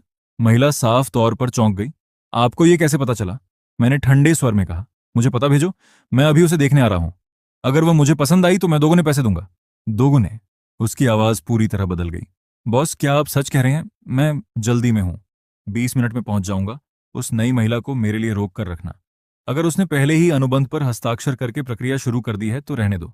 नहीं, अभी कोई अनुबंध नहीं हुआ है, केवल शुरुआती जांच पूरी हुई है। बॉस, आप आ जाइए, हम आपका इंतजार करेंगे। मैंने फोन काटा और तेजी से अस्पताल से बाहर निकला। मैंने एक टैक्सी रोकी और चालक को पता बताया। उसी समय मैंने पुलिस को फोन किया और धीमी आवाज में पता बताते हुए वहां गैरकानूनी किराए की कोख का काम चलने की सूचना दी। 20 मिनट बाद मैं शहर की एक जर्जर बस्ती में खड़ा था। मुझे घरेलू सेवाओं का बोर्ड लगी एक पुरानी इमारत दिखाई दी और मैं सीधे तीसरी मंजिल पर चला गया। दरवाजा थोड़ा सा खुला। भारी श्रृंगार किए हुए एक अधेड़ उम्र की महिला ने मुझे ऊपर से नीचे तक देखा। क्या आप ही वह बॉस हैं? महिला कहाँ है? मैं सीधे अंदर चला गया। बैठक वाले हिस्से में वह महिला बनावटी मुस्कान के साथ मेरे पीछे पीछे आई। इस महिला की स्थिति काफी अच्छी है। इसकी उम्र 28 वर्ष है। ये प्राकृतिक तरीके से एक स्वस्थ बेटी को जन्म दे चुकी है। इसे तुरंत पैसों की जरूरत है, इसलिए कीमत पर आसानी से बातचीत हो जाएगी। उसने दरवाजा खोला। शूमेंग एक पुराने सोफे पर बैठी थी और अपने कपड़ों के कोनों को कसकर पकड़े हुए थी। मुझे अंदर आते देखकर उसकी आंखें सदमे से फैल गईं और उसका पूरा शरीर जम गया। यही वाली है, मैंने बिना कोई भाव दिखाए कहा और उसे ऐसे देखने लगा जैसे किसी सामान की जांच कर रहा हूं। खड़ी हो जाओ और घूम कर दिखाओ। जब वह खड़ी हुई तो उसके चेहरे पर डर भी दिखाई दे रहा था। बॉस, आपको कैसी लगी? महिला ने बीच में कहा। इसके नैन नक्श अच्छे हैं, शरीर भी ठीक है और इसके पास स्नातक की डिग्री है। मैं शूमेंग के पास गया और उसके चेहरे को ध्यान से देखा। ये बहुत दुबली है। क्या ये लड़के को जन्म दे सकती है? इसकी 100% गारंटी नहीं दे सकते, लेकिन हम जांच करके चुनाव कर सकते हैं। महिला ने जल्दी से समझाया। मुझे हर हाल में लड़का ही चाहिए, मैंने ठंडे स्वर में कहा। मैं ज्यादा पैसे दे सकता हूं, लेकिन अगर लड़की हुई तो पूरी जिम्मेदारी तुम्हारी होगी। बॉस, इसमें बहुत ज्यादा जोखिम है। जोखिम बड़ा है तो मुनाफा भी बड़ा होगा। मैं महिला की ओर मुड़ा। मुझे यही चाहिए। अपनी कीमत बताओ और अभी अनुबंध तैयार करो। मैं इसे अभी अपने साथ ले जा रहा हूं। बॉस, लेकिन प्रक्रिया। मैं जल्दी में हूं। मैंने अपनी जेब से बैंक कार्ड निकाला। पैसे की कोई समस्या नहीं है, मैं इसे अभी अपने साथ ले जाऊंगा। अधेड़ महिला की आंखें इधर उधर घूमने लगीं। बॉस, ये हमारी सामान्य प्रक्रिया नहीं है। अगर आप इसे लेकर चले गए और फिर तो किसी ऐसे व्यक्ति को बुलाओ जो निर्णय ले सके, मैंने उसे घूरते हुए कहा। या फिर तुम निर्णय नहीं ले सकती? महिला के चेहरे के भाव बदल गए। बॉस, एक क्षण प्रतीक्षा कीजिए। वह बाहर गई और दरवाजा बंद कर दिया। दरवाजा बंद होते ही शूमेंग तेजी से मेरे पास आई और मेरी बांह पकड़ ली। क्या तुम पागल हो गए हो? हमें अभी यहां से निकलना होगा। मैंने उसका हाथ कसकर पकड़ा। मुझ पर भरोसा करो। तभी दरवाजे के बाहर कदमों की आवाज सुनाई दी। दरवाजा खुला। वह अधेड़ महिला, दो भारी शरीर वाले पुरुषों और सूट पहने, सुनहरे किनारों वाला चश्मा लगाए एक अधेड़ व्यक्ति के साथ वापस आई। बॉस, ये हमारे महाप्रबंधक चेन है। महाप्रबंधक चैन ने मुझे ऊपर से नीचे तक देखा। मैंने सुना है कि बॉस किसी महिला को तुरंत अपने साथ ले जाना चाहते हैं। हाँ, अपनी कीमत बताओ। लड़के की गारंटी सहित पूरा खर्च 8 लाख युआन होगा। ठीक है, अभी 50,000 युआन अग्रिम दूंगा। रकम भेजने के बाद महिला को अपने साथ ले जाऊंगा। गर्भ की पुष्टि होने के बाद बाकी भुगतान कर दूंगा। महाप्रबंधक चेन मुस्कुराया। बॉस, यहाँ इस तरह काम नहीं होता। आपको अभी पूरी रकम देनी होगी। उसके बाद हम महिला को आपके बताए स्थान तक पहुंचा देंगे। उसने अपना चश्मा ऊपर करते हुए क्रूर मुस्कान के साथ कहा, वरना मुझे डर है कि आप यहां से बाहर नहीं जा पाएंगे। मैंने आंखें सिकोड़ लीं। मेरे पैसे लेना इतना आसान नहीं है। ये इस बात पर निर्भर करता है कि तुम में इस दरवाजे से बाहर निकलने की क्षमता है भी या नहीं। महाप्रबंधक चेन ने इशारा किया और दोनों भारी शरीर वाले आदमी मेरे करीब आने लगे। तभी नीचे से पुलिस की गाड़ियों की हल्की आवाज सुनाई दी। महाप्रबंधक चेन का चेहरा अचानक बदल गया। तुमने पुलिस को बुलाया है? मैंने किसी को नहीं बुलाया, लेकिन ऐसा लगता है कि तुम्हारा धंधा पूरी तरह साफ नहीं है। पुलिस की आवाज तेजी से करीब आने लगी और नीचे से चिल्लाने की आवाजें सुनाई दी। महाप्रबंधक चेन ने गाली दी, इसकी टांगें तोड़ दो और इसे पिछले दरवाजे से ले जाओ। दोनों भारी शरीर वाले आदमी बाईं और दाईं ओर से मुझ पर झपटे। मैंने शू मेंग को जोर से दीवार की ओर धकेला, एक कुर्सी उठाई और बाईं ओर वाले आदमी पर पूरी ताकत से दे मारी। कुर्सी उसके कंधे पर लगकर टूट गई। वह दर्द से कराहते हुए लड़खड़ाया, लेकिन दूसरे आदमी का मुक्का पहले ही मेरी कनपटी की ओर आ रहा था। मैं मुश्किल से बच पाया। उसका मुक्का मेरे गाल की हड्डी को छूता हुआ निकल गया और वहां तेज जलन होने लगी। इससे पहले कि मैं खुद को संभाल पाता, ठंडी धातु चमकी। उसने सच में स्प्रिंग वाला चाकू निकाल लिया था और उसे सीधे शूमेंग की ओर घोंप रहा था। उसकी चीख मेरे कानों में गूंज उठी। पलक झपकते ही मैं आगे कूदा और शूमेंग के सामने खड़ा हो गया। चाकू के मांस में घुसने की धीमी सी आवाज आई। उसी पल मेरे बाएं कंधे में असहनीय दर्द फूट पड़ा। पहले बर्फ जैसी ठंडक महसूस हुई और फिर तेज जलन। उस आदमी ने नहीं सोचा था कि मैं खुद चाकू के सामने आ जाऊंगा। वह एक क्षण के लिए जम गया। उसी पल मैंने अपने दाएं हाथ से चाकू पकड़े, उसके हाथ को पकड़ लिया और अपना माथा उसकी नाक पर दे मारा। हड्डी टूटने की आवाज उसकी चीख के साथ मिल गई। उसने चाकू का हत्था छोड़ दिया और लड़खड़ाते हुए पीछे हटा। पुलिस, कोई नहीं हिलेगा, सभी जमीन पर लेट जाओ। उसी पल पुलिसकर्मी ऊपर पहुंच गए। मैं अपने खून बहते बाएं कंधे को दबाते हुए शूमेंग के सामने खड़ा रहा और अपना दायां हाथ ऊपर उठाया। अधिकारी, हम पीड़ित हैं। महाप्रबंधक चेन जमीन पर पड़ा था और अब भी छूटने की कोशिश कर रहा था, लेकिन पुलिस अधिकारियों ने उसे दबोच रखा था। एक युवा पुलिस अधिकारी ने मुझे खून से लथपथ देखा और तुरंत अपने संचार यंत्र में कहा, यहां एक व्यक्ति घायल है, तुरंत रोगी वाहन की जरूरत है। शूमेंग तेजी से मेरे पास आई। उसके हाथ कांप रहे थे और वह मेरे घाव के आसपास दबाव बनाने लगी। उसके चेहरे पर लगातार आंसू बह रहे थे। तुम्हारा इतना खून बह रहा है? मैंने दीवार का सहारा लिया और जबरदस्ती मुस्कुराते हुए अपने सही हाथ से धीरे से उसका चेहरा छुआ। कोई बात नहीं, बस मानसर का घाव है। जरूरी बात यह है कि तुम सुरक्षित हो। जब हम पुलिस थाने से बाहर निकले तब बाहर पूरी तरह अंधेरा हो चुका था। शूमेंग ने मेरी बांह कसकर पकड़ रखी थी। उसकी उंगलियां ठंडी थीं और हल्की हल्की कांप रही थीं। हम एक शांत जगह तक पहुंचे तो वह रुक गई। उसने आंसुओं से भीगे चेहरे के साथ मेरी ओर देखते हुए पूछा, तुम्हें कैसे पता चला कि मैं वहां थी? तुमने अकेले वहां आने की हिम्मत कैसे की? मैंने हाथ बढ़ाकर धीरे से उसके आंसू पोंछे। अस्पताल वापस पहुंचने पर नर्स ने मेरे घाव का इलाज किया। मेरे बाएं कंधे पर लगे चाकू के घाव में 1 दर्जन से ज्यादा टांके लगाने पड़े। डॉक्टर ने कहा कि अगर चाकू थोड़ा और गहरा जाता तो नसों को नुकसान पहुंच सकता था। पट्टी करवाने के बाद मैंने शूमेंग से कहा कि वह पहले चेन को देखने के लिए कमरे में चली जाए। वह थोड़ी झिझकी, लेकिन इतने लंबे समय तक अपनी बेटी से दूर रहने के कारण वह चिंतित थी। आखिर में उसने सिर हिला दिया। मैं उपचार कक्ष की कुर्सी पर बैठकर अपनी सांसें सामान्य करने लगा। जैसे ही मैं उठने वाला था मेरा फोन बज गया। बैंक से संदेश आया था। गुदोंग ने एक और रकम भेजी थी और लिखा था कि यह चेन के इलाज में सहायता के लिए है।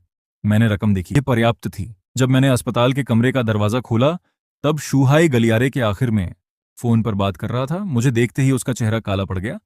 उसने फोन काटा और मेरे पास आ गया। चेन जोइशेंग, उसने धीमी आवाज में पूछा, अभी दवाइयों के लिए जमा किए गए 5 लाख युआन कहां से आए? मैंने घोड़ों पर दांव लगाकर जीते हैं, मैंने कहा। वह कुछ सेकंड तक मुझे घूरता रहा और फिर ठंडी हंसी हंसकर बोला, चैन जोइशेंग, तुमने इतने वर्षों तक जुआ खेला लेकिन कभी एक पैसा घर लेकर नहीं आए। अब जब बच्ची इतनी बीमार है तो तुमने अचानक इतनी बड़ी रकम जीत ली। मैंने कोई उत्तर नहीं दिया। मुझे लगता है कि तुम श्रीलू से पैसे उधार मांगने गए थे। नौकरी ठुकराते समय तो बड़े स्वाभिमानी बनने का नाटक किया, लेकिन बाद में पैसे मांगने के लिए घुटनों के बल उनके पास पहुंच गए।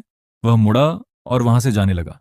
मैं तुम्हें चेतावनी दे रहा हूं, 10 लाख युआन के इस कर्ज में शूमेंग को मत घसीटना।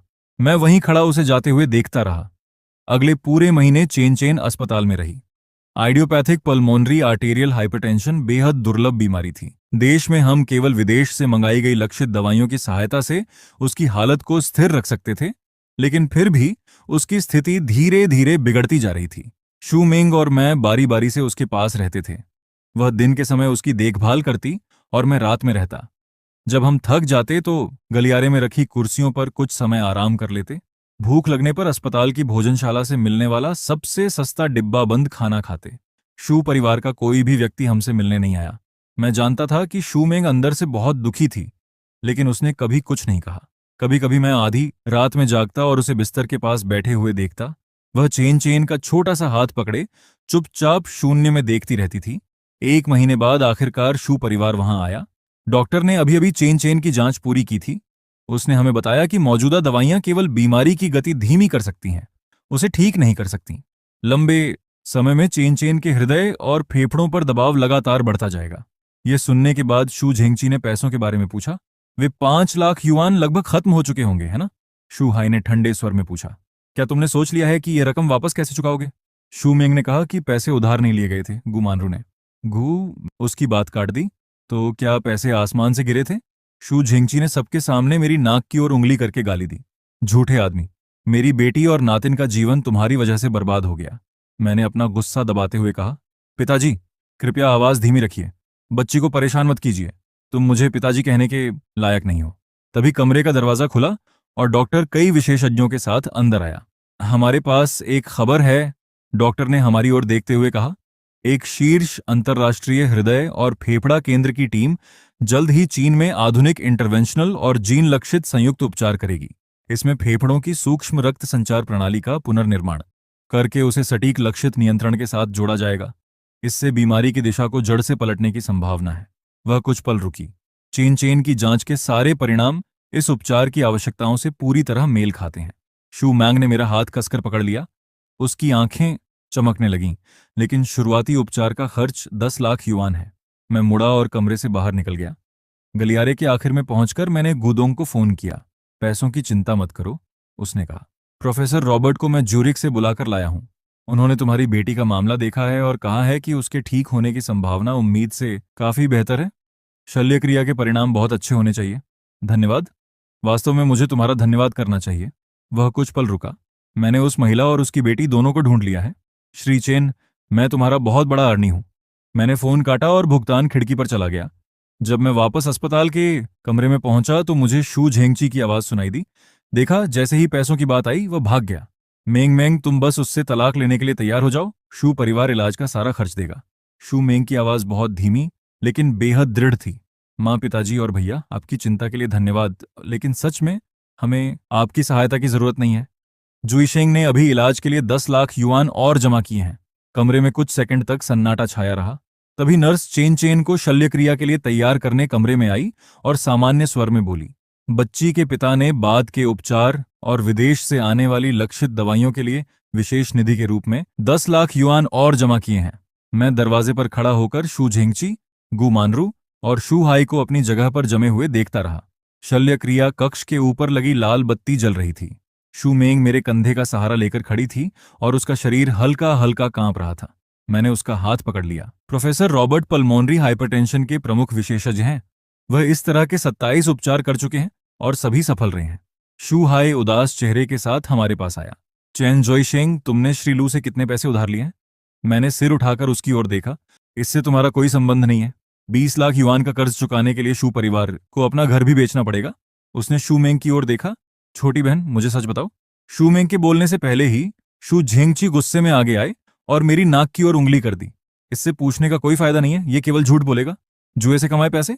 वह शू मेंग की ओर मुड़े। मेंग मेंग, इस समय मेरे पास 10 लाख युआन जमा हैं। तुम बस तलाक के लिए तैयार हो जाओ तो मैं तुरंत वह पैसा इलाज के लिए भेज दूंगा। लेकिन कल सुबह मुझे यह रकम सरकार की सहायता से चलने वाली वृद्धाश्रम परियोजना में निवेश करनी है, गु मानरू ने समझाया।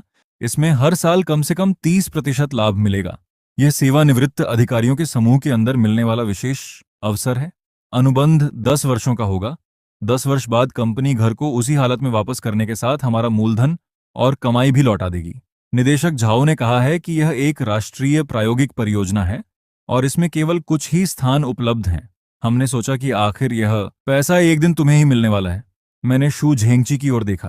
पिताजी, जिस योजना की आप बात कर रहे हैं उसमें अपनी संपत्ति को किसी तीसरी कंपनी के पास गिरवी रखकर बदले में पेंशन ली जाती है ना? शू झेंगची कुछ पल के लिए चौंके और फिर तिरस्कार से मेरी ओर देखा।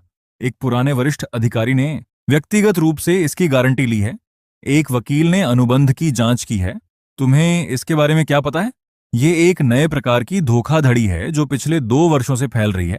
ये तथाकथित पेशेवर कंपनियां आमतौर पर खोखली कंपनियां होती हैं जिनकी पंजीकृत पूंजी केवल कुछ 10,000 युआन होती है। शुरुआती कुछ महीनों तक वे सच में समय पर पेंशन देती रहेंगी, लेकिन जब तक आपको असलियत समझ आएगी आपका घर और पैसा दोनों जा चुके होंगे। निदेशक झाओ या तो खुद धोखे का शिकार हो चुके हैं या फिर इससे पहले कि मैं अपनी बात पूरी करता शू झेंगची गुस्से से फट पड़े। बकवास, हमने पूरी जिंदगी संबंध और पहचान बनाने में बिताई है और तुम्हारे जैसा शराबी हमें ज्ञान देने की हिम्मत कर रहा है। अनुबंध में हर बात काले अक्षरों में साफ लिखी है। क्या सरकार इसे अनदेखा कर देगी? मुझे लगता है कि तुम्हें केवल जलन हो रही है। शूमेंग अचानक खड़ी हो गई और कांपती आवाज में बोली, अपनी परियोजना और पैसे लेकर यहां से चले जाइए। मुझे आपके पैसे नहीं चाहिए। चेन चेन जीवित रहे या मर जाए, मैं उसका भाग्य खुद संभालूंगी। शू झेंगची का चेहरा गुस्से से बैंगनी पड़ गया। उन्होंने अपनी बेटी की ओर देखा लेकिन कुछ बोल नहीं पाए। आखिर में उन्होंने गुस्से में अपना हाथ झटका। ठीक है, बाद में पछताना मत। गुमानरू लाल आंखों के साथ आह भरती हुई चली गईं। शुहाई कुछ कहना चाहता था लेकिन आखिर में चुप रहा। पूरा परिवार मुड़ा और वहां से चला गया। शल्यक्रिया कक्ष के बाहर का गलियारा अचानक शांत हो गया।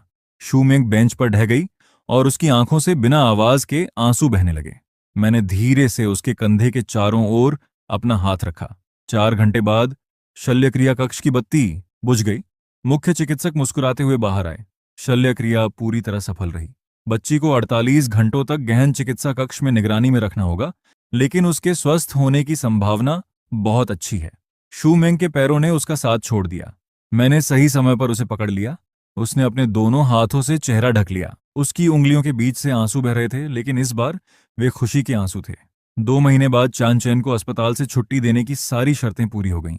छोटी बच्ची के चेहरे का रंग काफी सुधर गया था। हालांकि उसे अब भी नियमित दवाइयों और जांच की जरूरत थी, लेकिन वह पहले से ही उछल कूद कर सकती थी। उसके नए जीवन का जश्न मनाने के लिए हमने हाल ही में खुले एक महंगे स्टेक हाउस में मेज बुक की। मैंने अपनी बेटी से वादा किया था कि उसके ठीक होने के बाद मैं उसे सबसे अच्छा स्टेक खिलाने ले जाऊंगा। स्टेक हाउस का वातावरण बेहद शानदार था। चेन चैन अपनी कुर्सी पर उत्साह से अपने छोटे छोटे पैर हिला रही थी। शूमेंग ने उसके सामने रूमाल फैलाने में सहायता की। खाना परोसा गया। मैं स्टेक काटने ही वाला था कि एक महंगा लेकिन शरीर पर ठीक से न बैठने वाला सूट पहने युवा आदमी गलियारे से गुजरा। उसने यूं ही हमारी ओर देखा। उसकी नजर शूमेंग पर पड़ी और अचानक रुक गई। शूमेंग, उसके चेहरे पर पहले हैरानी दिखाई दी और फिर एक मजाकिया मुस्कान आ गई। वह हमारे करीब आया। उसकी नजर पहले मुझ पर और फिर चेन चेन पर गई। वह कुछ अधिक देर तक चेन चेन को देखता रहा। आखिर में उसकी नजर वापस शूमेंग के चेहरे पर आ गई। मैंने सुना था कि तुम्हारी शादी हो गई है। क्या ये तुम्हारा पति है? शूमेंग की उंगलियां हल्की सी कस गईं। इस आदमी का नाम झू फांग था। बहुत पहले शूमेंग के माता पिता उसकी शादी इसी व्यक्ति से करवाना चाहते थे। उसे देखते ही शूमेंग का शरीर साफ तौर पर अकड़ गया।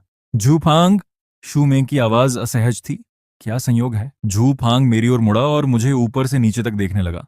वह साफ तौर पर मेरा आकलन कर रहा था। उसने अपना हाथ आगे बढ़ाया। श्री चेन, आपसे मिलकर अच्छा लगा। क्या ये आपकी बेटी है? ये तो काफी बड़ी हो गई है। मैं खड़ा हुआ और उससे हाथ मिलाया। उसने जानबूझकर मेरे हाथ को जोर से दबाया। मैं बिल्कुल नहीं हिला और केवल शांति से उसे देखता रहा। जब इतना बड़ा संयोग हो ही गया है तो हम साथ क्यों ना बैठें? झू फांग ने सामान्य स्वर में कहा। फिर वह अपने पीछे खड़ी सलीके से श्रृंगार की हुई महिला की ओर मुड़ा। हे पिंग, यह मेरी पुरानी दोस्त शूमेंग और उसका पति है। मेंग मेंग, यह मेरी प्रेमिका हेपिंग है। उसने पुरानी दोस्त और प्रेमिका शब्दों पर थोड़ा ज्यादा जोर दिया। हे पिंग की नजर तेजी से शूमेंग पर घूमी और आखिर में उसके कपड़ों पर जाकर रुकी। उसके चेहरे पर श्रेष्ठता का हल्का भाव उभर आया। वह चमकती मुस्कान के साथ बोली, आप बहन शू हैं, है ना? क्या संयोग है। चलिए साथ बैठते हैं। मेज के नीचे शू मेंग ने धीरे से मेरा हाथ पकड़ लिया।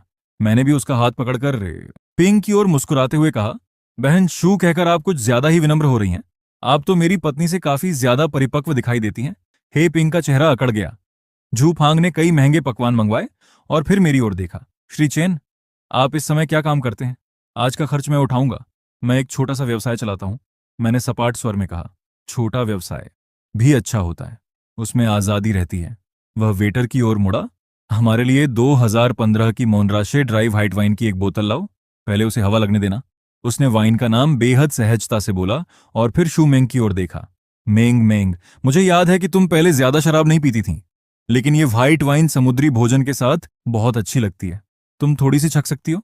हे पिंग ने तुरंत कहा। हाँ, आप फांग खाने पीने की चीजों को लेकर बहुत समझदार है। ये वाइन सस्ती तो नहीं होगी, है ना? ऐसा लग रहा था कि वह जू फांग से पूछ रही है, लेकिन उसकी नजरें शू मेंग पर थीं। जू फांग ने सामान्य स्वर में कहा, ज्यादा महंगी नहीं है, आज के पकवानों के साथ अच्छी लगेगी। वाइन जल्दी ही आ गई। शिष्टाचार के अनुसार वेटर ने छकने के लिए जू फांग के प्याले में थोड़ी सी वाइन डाली। जू फांग ने प्याले को घुमाया, उसकी खुशबू सूंघी और एक घूंट लेकर कुछ पल तक स्वाद महसूस किया। फिर उसने सिर हिलाया। ठीक है। उसकी पूरी प्रक्रिया जानबूझकर बहुत दिखावटी थी। जैसे ही वेटर सभी के प्यालों में वाइन डालने वाला था, मैंने धीरे से हाथ उठाकर उसे रोक दिया और शूमेंग के सामने रखा प्याला उठा लिया। माफ कीजिए, क्या आप इस प्याले को बदल सकते हैं? इसे पर्याप्त समय तक ठंडा नहीं किया गया है। इससे मोनराशे की फलों जैसी सुगंध और खनिज स्वाद प्रभावित होगा। खास तौर पर इसके हल्के और नाजुक स्वाद पर असर पड़ेगा। वेटर चौंक गया। उसने कई बार माफी मांगी और तुरंत प्याला बदल दिया। मैंने नया प्याला लेकर ध्यान से उसकी जांच की, फिर वाइन उठाकर शू मेंग के लिए थोड़ी सी डाली। उसने हैरानी से मेरी ओर देखा, प्याला उठाया और सावधानी से एक छोटा घूंट लिया। जू फांग के चेहरे का सहज भाव लड़खड़ा गया। उसने गला साफ करते हुए कहा, श्री चेन प्यालों को लेकर काफी समझदार है, लेकिन मोनराशे क्षेत्र की असली खासियत पुलिनी की सुंदरता और शासान के गहरे स्वाद के बीच संतुलन बनाना है। मैं हल्का सा मुस्कुराया। 2015 की वाइन अच्छी है, लेकिन अगर इसे आज के समुद्री भोजन के साथ सही तरह मिलाना हो तो पड़ोसी क्षेत्र की 2014 की कॉटन शार्लेमेन बनावट के मामले में ज्यादा उपयुक्त होगी। जू फांग का चेहरा अकड़ गया।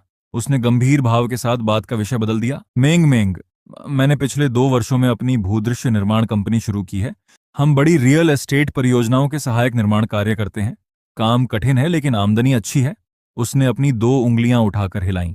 हे पिंग ने तुरंत उसकी बात आगे बढ़ाई। आप हांग बहुत ज्यादा विनम्र बन रहा है। वह हर साल 20 लाख युआन से ज्यादा कमाता है। तुम शिंगरॉन समूह को जानती हो, है ना? उनकी कई महंगी संपत्तियों का भूदृश्य निर्माण हमारी कंपनी ने किया है। उसने बनावटी चिंता के साथ शू मेंग की ओर देखा। तुम घर खरीदना चाहती हो तो बस आप हांग से कहना। वह कई भवन निर्माताओं को अच्छी तरह जानता है और तुम्हें निश्चित रूप से सबसे कम अंदरूनी कीमत दिलवा सकता है। मैंने देखा कि शू मेंग ने अपने होंठ कसकर दबा रखे थे। जू फांग ने उसकी ओर देखकर उदारता दिखाते हुए हाथ हिलाया। हे पिंग, ऐसा मत कहो। मेंग मेंग, तुम्हारा पुराना घर सच में बदलने लायक है। किसी भी चीज की जरूरत हो तो मुझे बता देना, मैं तुम्हें अंदरूनी कीमत दिलवा दूंगा। बाजार से निश्चित रूप से 1 या 2 लाख युआन कम में मिल जाएगा। शू मेंग की उंगलियां मेज के नीचे कस गईं। मैंने धीरे से अपना हाथ उसके हाथ पर रख दिया। इसकी जरूरत नहीं है, मेरे पास भी कम कीमत पर संपत्ति खरीदने के साधन है। जू फांग ने अविश्वास से मेरी ओर देखा। ये झूठा स्वाभिमान दिखाने का समय नहीं है। मैंने सुना है कि तुम्हारी आर्थिक स्थिति थोड़ी खराब है।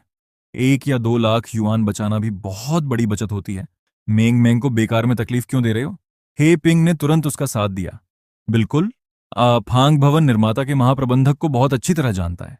केवल एक फोन करने की जरूरत है। बचाए हुए पैसों से बच्ची के लिए पौष्टिक चीजें खरीद सकते हो, जिस जगह तुम अभी रहते हो। उसने शू मेंग के कपड़ों को ऊपर से नीचे तक देखा। शू मेंग का चेहरा लाल हो गया। वह कुछ कहना चाहती थी, लेकिन मैंने मेज के नीचे धीरे से उसका हाथ दबा दिया। मैंने पानी का एक घूंट लिया। मेरे अंदर का गुस्सा लगातार बढ़ रहा था। आज का दिन मेरी बेटी के नए जीवन का जश्न मनाने के लिए था, न कि तुम दोनों का दोहरा नाटक सुनने के लिए। मैं उन्हें वहां से हटाने ही वाला था कि अचानक पीछे से थोड़ी हैरानी भरी आवाज सुनाई दी। श्री चैन। हमने मुड़कर देखा। लू शिंगरांग निजी कमरे की दिशा से तेजी से हमारी ओर आ रहा था। उसके चेहरे पर सच्ची मुस्कान थी। मैं थोड़ा हैरान हुआ। अंदर आते समय मैंने प्रसिद्ध लोगों वाली दीवार पर उसकी और इस जगह के मालिक की तस्वीर देखी थी, लेकिन मुझे उम्मीद नहीं थी कि वह सच में यहां मिल जाएगा। जू फांग स्प्रिंग की तरह अपनी जगह से उछलकर खड़ा हो गया। उसकी कुर्सी तेज आवाज के साथ गिर पड़ी। उसने घबराकर उसे सीधा किया। उसका चेहरा चापलूसी से भरा था। वह झुककर अपने दोनों हाथ आगे बढ़ाते हुए बोला, क्या संयोग है? मैं भूदृश्य निर्माण कंपनी का झूफांग हूं।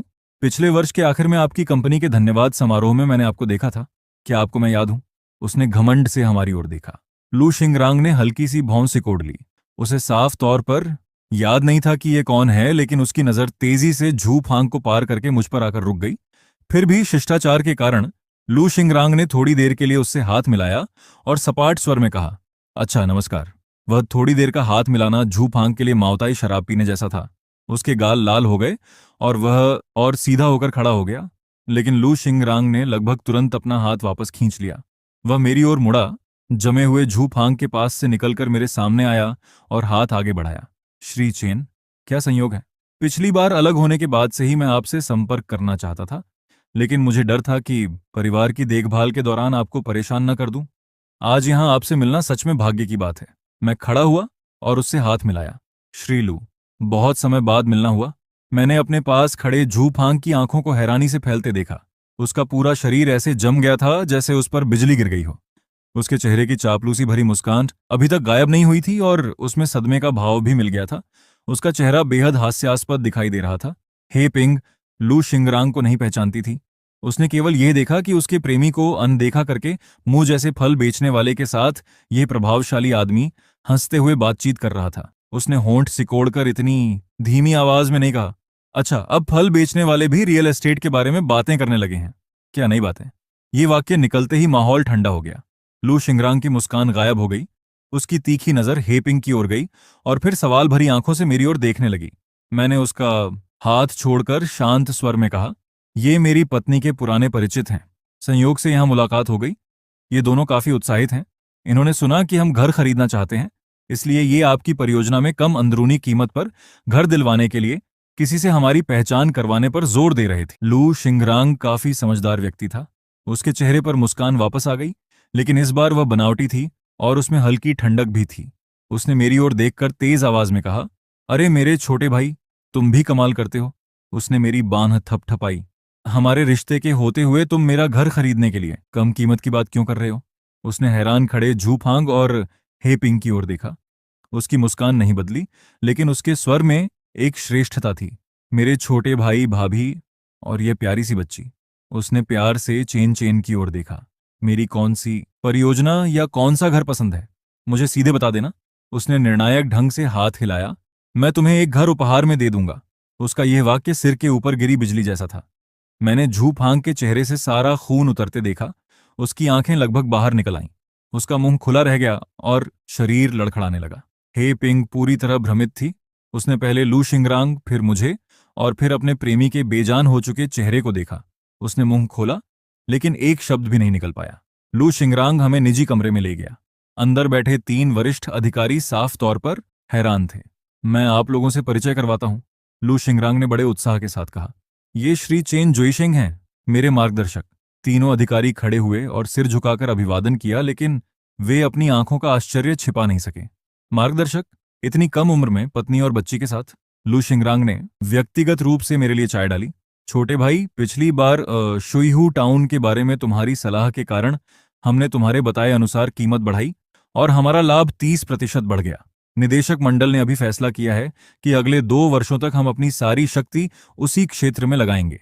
मैंने अपना चाय का प्याला नीचे रखा और शांत स्वर में कहा, श्रीलू, मेट्रो के विस्तार की पुष्टि हो चुकी है, लेकिन अगले 5 वर्षों तक शहर का मुख्य ध्यान पूर्वी क्षेत्र पर नहीं होगा। क्या? तीनों ने एक साथ कहा। विपणन निदेशक महाप्रबंधक वांग ने भौं सिकोड़ ली। श्री चेन, आपके कहने का क्या अर्थ है? हमने बहुत गहराई से शोध किया है। उस क्षेत्र में जमीन का पर्याप्त भंडार है और मेट्रो के कारण भी उसे फायदा मिलेगा। वह निश्चित रूप से कीमत बढ़ने वाला क्षेत्र है, निवेश निदेशक महाप्रबंधक झाओ ने भी कहा। नगरपालिका सरकार की कार्य रिपोर्ट में भी शहर के ढांचे को पूर्व दिशा में फैलाने की बात कही गई है। नीति की दिशा